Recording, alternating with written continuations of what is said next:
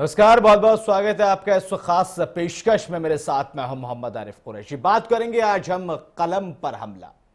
पाकिस्तान में राजनीतिक फायदे के लिए तो हत्याएं बार बार देखी गई, लेकिन इस बार हमला कलम पर हुआ है, और वो भी पाकिस्तान की पत्रकारिता जगत के सबसे बड़े निष्पक्ष और पत्रकार पर। वो पत्रकार जिसने किसी से डरे बिना खबर को परत दर परत उधेड़ा और डंके की चोट पर पत्रकारिता की, मगर आज जो वो 3 गोलियां खाकर अस्पताल में जिंदगी और मौत की जंग लड़ रहा है। आज हम चर्चा करेंगे कि आखिर पाकिस्तान में कौन सुरक्षित है, पाकिस्तान में पत्रकारों को डर कर पत्रकारिता करनी पड़ रही है। जानने की कोशिश करेंगे तमाम सवालों के जवाब की आखिर किस तरह से मीर साहब पर यह हमला हुआ है और क्यों बार बार मीर साहब को लगातार टारगेट किया जा रहा है। इस वक्त मेरे साथ स्टूडियो में मौजूद हैं यूसुफ अंसारी साहब, जो कि एक्सपर्ट हैं पाकिस्तान मामलों के और विदेश मामलों के तमाम।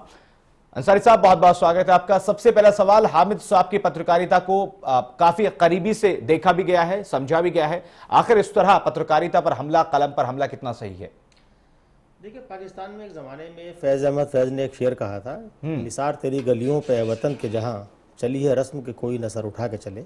मुझे लगता है कि वहाँ का निज़ाम 60 के दशक में जो बात कही थी फैज़ अहमद फैज़ ने, आज भी वहीं खड़ा हुआ है। और वहाँ इस बात की गुंजाइश बहुत कम है कि जो सत्ता के ख़िलाफ़ या जिन लोगों की वहाँ हुकूमत चलती है या हुकूमत पर असर होता है उसके ख़िलाफ़ कोई कुछ कह सके, खुल के कह सके।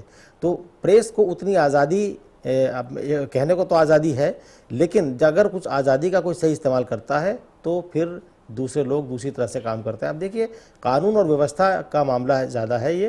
कानून और व्यवस्था की हालत कितनी ख़राब पाकिस्तान में है उसका अंदाज़ा इस बात से लगाया जा सकता है। और दूसरी बात, जो सहनशीलता की कमी है कि हम अपने ख़िलाफ़ कोई चीज़ बर्दाश्त नहीं करेंगे।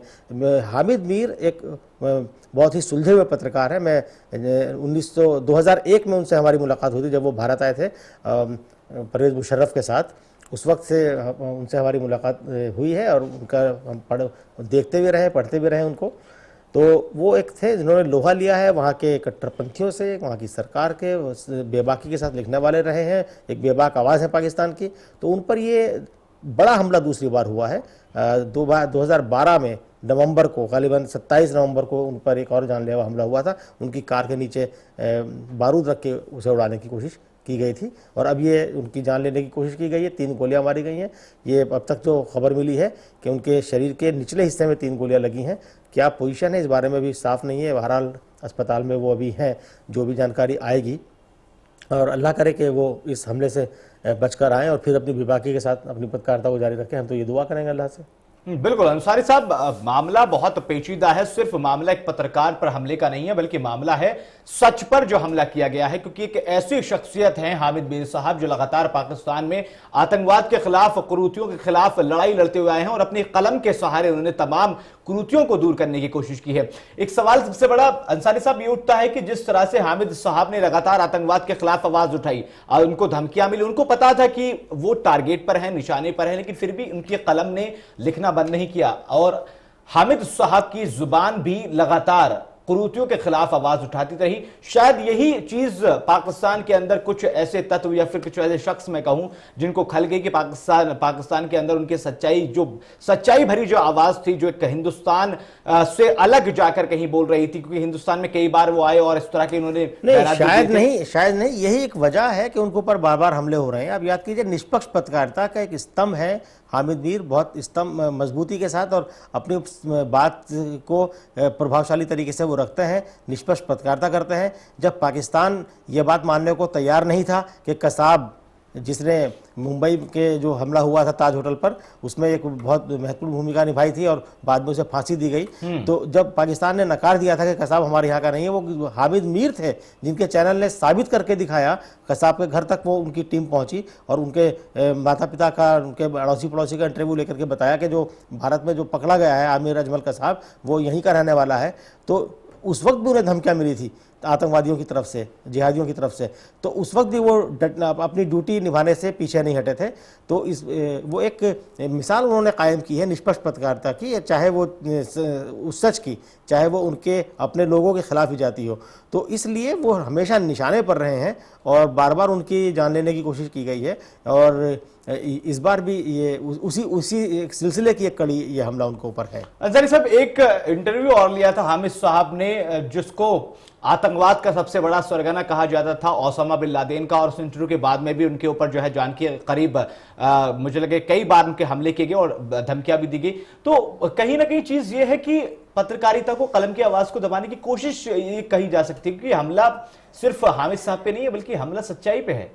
बिल्कुल सही बात है, हमला सच्चाई पर है। और चूंकि वो सच को सामने लाते थे, सच को सामने लाने वाला इंसान और असरदार तरीके से अपनी बात को दुनिया के सामने रखने वाला इंसान हामिद मीर है, इसलिए उन पर हमला किया गया। और ये एक तरह से दूसरे लोगों को सबक सिखाने की कोशिश है कि भाई अगर तुम लोग ऐसा करोगे तो तुम्हारा भी ये अंजाम होगा, यही एक कोशिश है। तो ये जो सरकश लोग हैं, जो अपने आप को खुदा समझने लगते हैं, उन्हें लगता है कि साहब उनके अलावा कोई और ताकत नहीं है, वो सब कुछ ठीक कर देंगे, ये उनके सर बढ़े हुए हैं। और वहाँ का कानून, वहाँ का प्रशासन उनके खिलाफ कोई मजबूत कार्रवाई नहीं कर पा रहा, या कहीं ना कहीं किसी ना किसी कोने से उन्हें शह मिली हुई है या सॉफ्ट कॉर्नर है वहाँ की हुकूमत का। इसलिए उनकी ये हिम्मत हो पा रही है कि वो हामिद मीर जैसे पत्रकारों पर बार बार हमला करें, और सरकार वहाँ की कुछ नहीं कर पा रही है। अंसारी साहब, एक चीज आपने बताई कि कसाब के मामले में भी हामिद साहब ने अपनी आवाज जो है एकदम बुलंद तरीके से उठाई थी और ये साबित कर दिया थी कि कसाब पाकिस्तान के रहने वाला है। कहीं हिंदुस्तान से इसका मामला तो जुड़ा हुआ नहीं है, क्योंकि कई ऐसे तत्व, कई ऐसी जो है जमातें चल रही हैं जो हिंदुस्तान के खिलाफ काम कर रही हैं। तो उस मामले से मैं उसको नहीं मानता कि वो किसी एक वजह से ये बात की होगी, लेकिन एक ओवरऑल अगर हम देखें तो हामिद मीर, उनका ये कहना कि साहब वो भारत के समर्थक या पाकिस्तान के खिलाफ वाले हैं या आतंकवाद के खिलाफ, वो एक पत्रकार है। और एक पत्रकार का काम होता है सच को सामने लाना। अगर कसाब के बारे में उन्होंने साबित किया था कि वो पाकिस्तान का रहने वाला है, उसके घर तक उनकी टीम पहुंची थी, तो वो पाकिस्तान को बदनाम करने के लिए नहीं बल्कि एक सच को सामने लाना वो चाहते थे। और उन्होंने पत्रकारिता का धर्म निभाया था और उसी निभाया था। लेकिन मुझे नहीं लगता है कि सिर्फ उस वजह से आतंकवादी या जो उनसे नाराज लोग हैं उनकी जान लेना चाहते हैं। ओवरऑल अगर हम उनके किरदार को देखें तो उनका किरदार ही रहा है कि सच को सामने लाया जाए, चाहे वो सामाजिक कुरीतियों का सच हो, चाहे वो पाकिस्तान के अंदर जिस तरह से आतंकवादियों ने हमले जारी रखे हैं, मस्जिदों के अंदर जो हमले होते हैं बार बार, हर हफ्ते आए दिन खबरें मिलती रहती हैं, उनके खिलाफ भी उनकी आवाज़ बुलंद रही है। तो वो बेसिकली इन आवाज़ों के खिलाफ, इन आवाज़ के खिलाफ काम कर रहे हैं और इस आवाज़ को दबाना चाहते हैं, इसलिए उनके ऊपर हमला किया गया है। तो अंसारी साहब, हामिद साहब पे जिस तरह हमला किया गया, इससे पहले भी 2012 की आपने बात बताई कि उनकी गाड़ी के नीचे बारूद जो है रखा गया था, और आज जो फिर से उनको 3 गोलियां लगी हैं जिस्म के निचले हिस्से में। अल्लाह करे उनकी सेहत तो जल्दी से अच्छी हो। लेकिन सवाल सिर्फ ये है कि अगर इस तरह के पत्रकारों को इस तरह से दबाने की कोशिश की जाएगी तो आखिर इस मीडिया को बहुत ज्यादा लोग भरोसा करते हैं, उसका अस्तित्व कहाँ रहेगा फिर?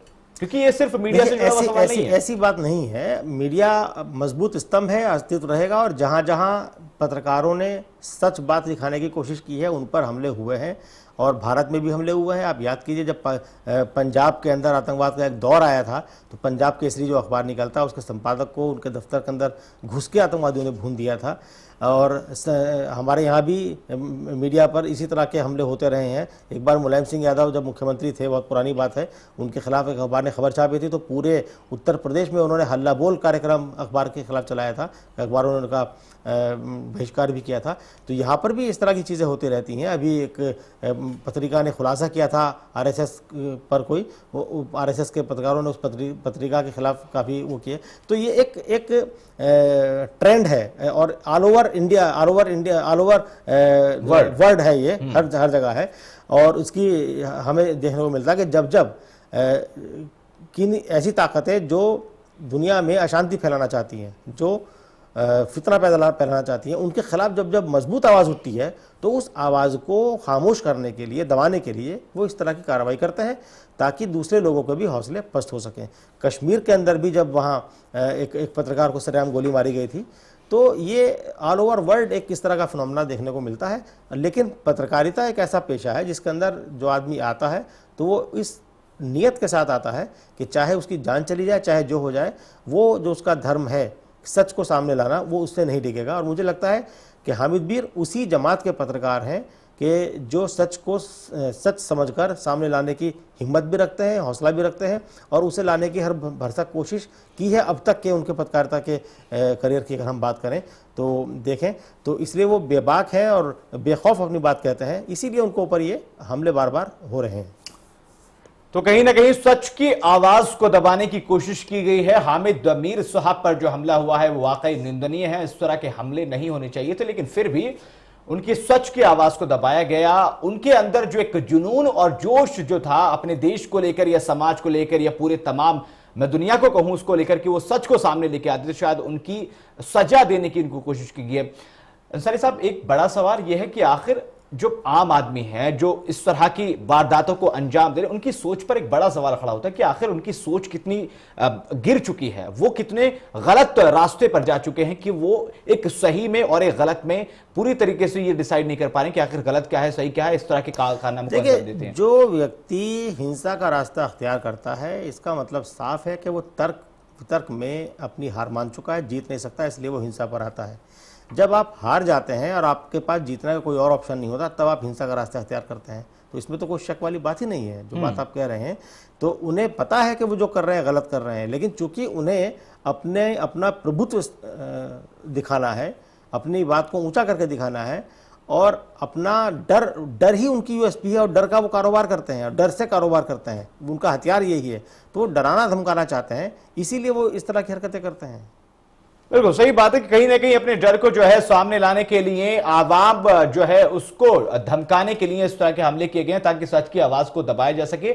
लेकिन हामिद मीर सिर्फ अपने ऊपर ये हमला नहीं झेला, बल्कि ये हमला पूरी पत्रकारिता के ऊपर हुआ है, तमाम उन मीडिया संस्थाओं पर हुआ है जो सच को जो है सामने लाने की कोशिश करती है। और चीजें लगातार देखने को मिलती है कि मीडिया जिस तरह से काम करती है, हालांकि कुछ चेहरे और भी हैं मीडिया के, लेकिन ये एक चेहरा है हामिद मीर के रूप में जो लगातार पाकिस्तान के काम करके ऐसे मुल्क में काम कर रहे हैं जहां पर आतंकवादी गतिविधियां लगातार होती रही हैं।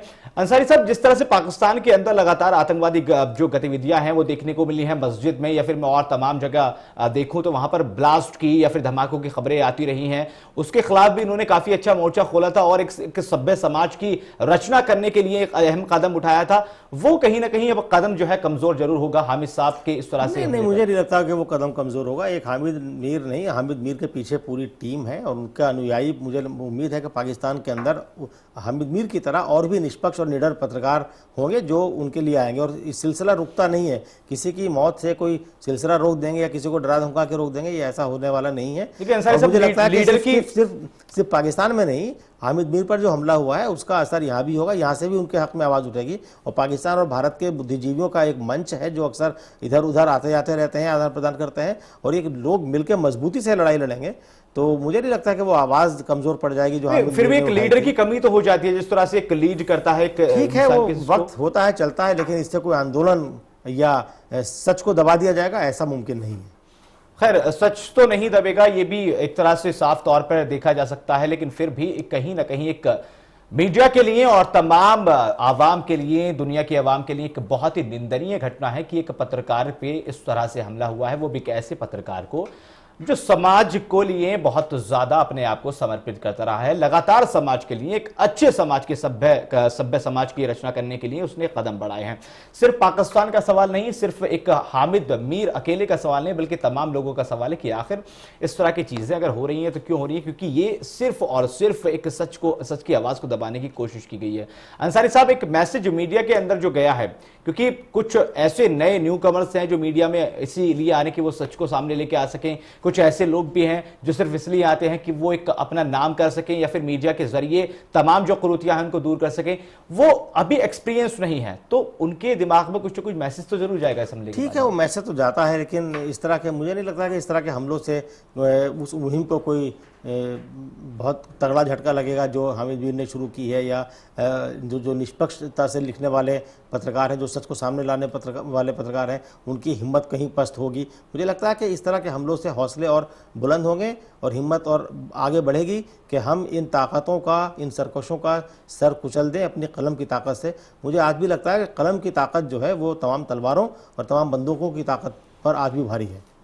बिल्कुल, कहीं ना कहीं कलम की ताकत तलवारों और बंदूकों की ताकत से कहीं ज्यादा भारी है, इसको कोई झुटला नहीं सकता, एक सच है। लेकिन हामिद मीर के ऊपर इस तरह का आत्मघाती हमला या फिर इस तरह से जो एक हमला किया गया है वो वाकई निंदनीय है, इसकी हम निंदा करते हैं। और तमाम लोग भी यही सोच रहे हैं कि आखिर एक पत्रकार की आवाज को दबाने की कोशिश क्यों की है। एक छोटे से ब्रेक के लिए रुकेंगे, ब्रेक के बाद हाजिर होंगे। लगातार हमारी ये खास पेशकश जारी है कि आखिर कलम पर हमला क्यों किया गया है।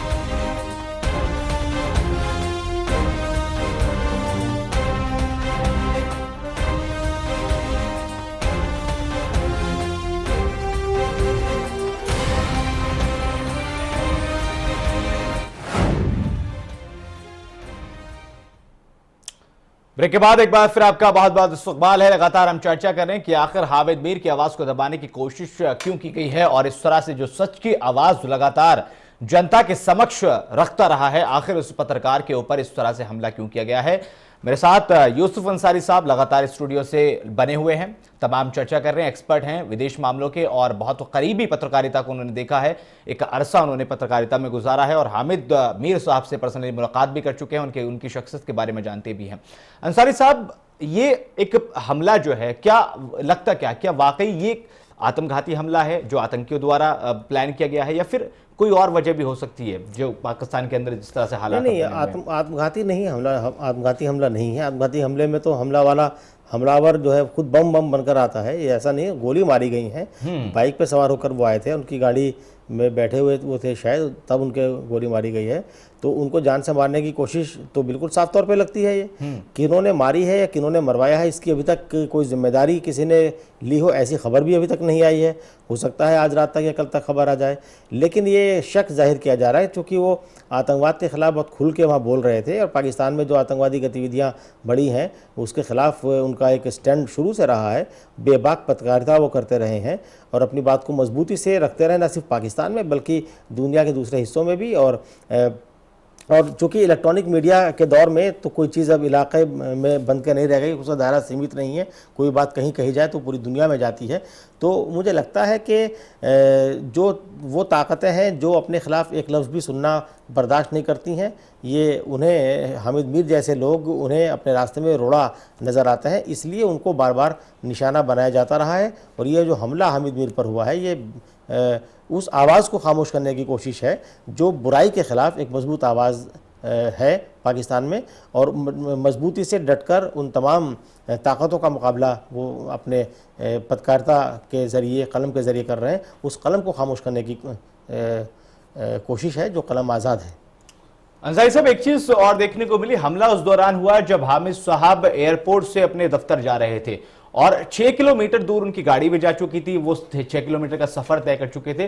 तो कहीं ना कहीं प्री प्लानिंग जो था पूरा मामला था, प्लानिंग सब कुछ की गई थी, रैकी जिसको कहते हैं वो भी की गई थी। तब जाके उनके पीछे से पहले गाड़ियां उनको पीछा किया गया बाइक द्वारा, और उसके बाद में फिर बाइक जहां पर मौका देखा वहां पर फिर गोलियों से जो है ताबड़तोड़ उनके ऊपर। हाँ बिल्कुल, इससे लगता है कि प्री प्लान्ड है और उनके पीछे कुछ ताकतें लगी हुई हैं जो उनकी लगातार उनके मूवमेंट पर निगरानी रखती हैं। जिस तरह से हमला हुआ है उसको देखते हुए यही लगता है कि कुछ ताकतें हैं जो उन्हें अपने रास्ते से हटाना चाहती हैं और इसलिए वो उनकी लगातार निगरानी कर रही हैं और इसीलिए प्लान तरीके से ये हमला हुआ है। लेकिन अल्लाह का शुक्र है कि उनकी जान अब बची हुई है और अस्पताल में वो अपनी जान कहें कि ज़िंदगी और मौत के बीच झूल रहे हैं और हमें उम्मीद है कि इस हमले से वो बचकर आएंगे और अपनी कलम के जौहर फिर दिखाएंगे। अंसारी साहब देखिए, उम्मीद तो हम कर सकते हैं, लेकिन बताया जा रहा है कि जो कंडीशन है वो थोड़ी सीरियस बनी हुई है, क्योंकि उनकी अगर देखा जाए तो किडनी के अंदर कुछ चोट वगैरह बताई जा रही है, जिससे वो काफ़ी गंभीर स्थिति में बने हुए हैं। तो कहना बहुत मुश्किल है, लेकिन फिर भी दुआओं के लिए दरख्वास्त तो जरूर की जा सकती है। जी बिल्कुल, जैसा मैंने कहा कि भाई उनके रिश्ते हिंदुस्तान के तमाम पत्रकारों के साथ उनके बहुत अच्छे रिश्ते रहे हैं। कई चैनलों पर वो वहाँ से अपनी बात कहते हैं लाइव, तो यहाँ के लोगों को भी उनके साथ हमदर्दी है और हमारा दर्द साझा दर्द है, क्योंकि हम भी कलम के सिपाही यहाँ पर हैं। वहाँ पर कलम के सिपाही पर अगर हमला होता है तो उसके खतरे यहाँ पर नज़र आते हैं, यहाँ पर हमला होता है तो वहाँ पर बात जाती है। तो ये सबको ये दुआ करनी चाहिए कि हामिद मीर साहब को अल्लाह सलामत रखे और उनकी इस पत्रकारिता को सलामत रखे और वो जल्दी सेहत याफ्ता होकर के आएँ और अपने काम में जुटें और अपने मुल्क को एक सही रास्ता जो दिखाने की वो कोशिश कर रहे हैं उस मिशन में वो जुटें फिर से। हम तो सब यही दुआ करते हैं तहे दिल से। जियो न्यूज के संपादक भी हैं वो, और वहीं से जाके अपनी जो आवाज है वो लगातार बुलंद करते हुए आए हैं। तो अंसारी साहब, जियो न्यूज के लिए एक बहुत दुखदायक, हालांकि सबके लिए है, लेकिन फिर भी जियो न्यूज को एक झटका कहा जा सकता है, क्योंकि पत्रकारिता के क्षेत्र में पाकिस्तान की एक बुलंद आवाज इस चैनल को माना गया है। तो वहां कुछ माहौल थोड़ा सा बहुत ज्यादा क्रिटिकल बन सकता है और उसमें थोड़ी सी आप देख सकते हैं कि नरमी वहां पर थोड़ी देखी जा सकती है। जिस बेबाकपन से, जिस एकदम जोश और फुर्ती के साथ में वो काम करता था, थोड़ा बहुत तो वहां पर कुछ ना कुछ। नहीं आरिफ, इस तरह की बात बिल्कुल नहीं है। कोई भी ऑर्गेनाइजेशन हो, चाहे जियो न्यूज़ हो या भारत में जब आतंकवाद का एक दौर था तो पंजाब में हो या कश्मीर में हो, कई अखबारों पर इस तरह के हमले हुए, तो क्या उनकी धार कहीं कुंद हो गई? हमें नहीं लगता। अगर हामिद मीर साहब पर ये हमला हुआ है और उससे आपको ये शक है या किसी को ये शक है कि जियो न्यूज़ अपनी जो पहले से एक मजबूत पत्रकारिता की राह पर चल रहा है उससे वो डिग जाएगा या समझ जाएगा, डर जाएगा, तो ऐसे तो आतंकवादियों के मंसूबे पूरे हो जाएंगे। मुझे नहीं लगता है कि जिस परंपरा को वो आगे बढ़ा रहे हैं हामिद मीर, उन पर इस हमले से उस पर कहीं कोई असर पड़ेगा। बल्कि मुझे लगता है कि जो जो नौजवान पीढ़ी है जो सहाफ़त के पेशे में आ रही है, हामिद मीर से इंस्पायर होकर जो लोग आ रहे हैं, वो उनके इस मिशन को और मजबूती से आगे बढ़ाएंगे, हमें ये उम्मीद है। बिल्कुल। तो दर्शकों को एक बार फिर से हम बताना चाहेंगे जो हमारे साथ अभी जुड़े हैं, पाकिस्तान के बेबाक बेखौफ पत्रकार हामिद मीर साहब पर एक हमला किया गया जिनमें उनको 3 गोलियां लगी हैं। हामिद साहब की स्थिति थोड़ी सी नाजुक बताई जा रही है, लेकिन एक सच की आवाज को दबाने की कोशिश की गई है और जिसने भी ये कोशिश की है वाकई में एक नापाक हरकत इसको कहा जा सकता है, क्योंकि हामिद साहब लगातार सच के लिए आवाज उठाते रहे हैं। हामिद साहब के ऊपर यह हमला तब किया गया जब हामिद साहब एयरपोर्ट से अपने दफ्तर की तरफ, ऑफिस की तरफ रवाना हुए। तकरीबन 6 किलोमीटर का रास्ता तय करने के बाद में हामिद साहब के पीछे 4 लोग तकरीबन बताए जाने जो बाइक पर सवार थे, उन्होंने गोलियां चलाई और 3 गोली हामिद साहब के जिस्म के निचले हिस्से पर लगी। एक गोली को थोड़ा सा बताया जा रहा है कि वो बहुत ज्यादा करीबी से किडनी के करीब से गुजरी है और उसमें थोड़ा सा खतरा हामिद साहब को बना हुआ है। खैर, हम यही दुआ करना चाहेंगे कि हामिद साहब जल्दी से सेहतमंद होकर अपने काम पर वापस आएं, क्योंकि पत्रकारिता के लिए एक बहुत बड़ा नाम हामिद साहब रह चुके हैं और पूरे हिंदुस्तान, पाकिस्तान और तमाम देश के जितने भी देश हैं उन सभी आवाम से हम यही रिक्वेस्ट करेंगे कि हामिद साहब के लिए दुआ किया जाए। अंसारी साहब, आप हमारे साथ जुड़े, आपने तमाम चर्चा की, आपका बहुत बहुत शुक्रिया। और इस खास पेशकश में मेरे साथ नहीं, लेकिन देश और दुनिया की तमाम बाकी बड़ी खबरों के लिए आप लगातार जुड़े रहिए चैनल वन न्यूज़ के साथ। नमस्कार।